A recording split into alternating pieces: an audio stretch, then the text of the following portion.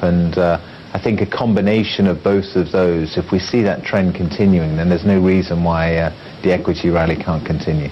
In the near term, how are you reading liquidity flows into emerging markets? Do you think LTRO2 has done the needful, which keeps liquidity benign for the next many months? Banks by the end of last year had very severe funding problems, liquidity issues, and in our view, the LTRO2, following on from what happened in December, has totally changed that. So there is no funding risk left for banks, arguably, for the next 2 years. I mean, the ECB is really committed to be the lender of last resort for the banking system across the Eurozone.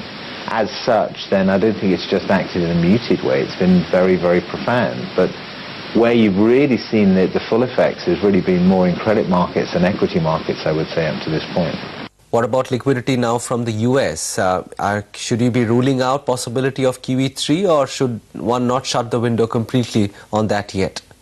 I don't think it's ruled out completely, and I think the Fed has been very keen to make sure that it doesn't come across as having ruled it out completely. It's interesting that we have had our fund manager survey out yesterday, and one of the questions that we asked in it was what's the likelihood of QE, further QE from the Fed and also ECB.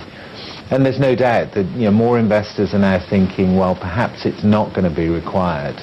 But we've seen throughout all of this, central banks have been at pains to say we will continue to support the situation as we see economic data develop. So I think the Fed is still there if it needs to be. So what's the mood on a country like India now, which has been a recipient of fairly generous FI inflows over the last few weeks and months? How would you sum up mood on India? People are still interested in India as a structural growth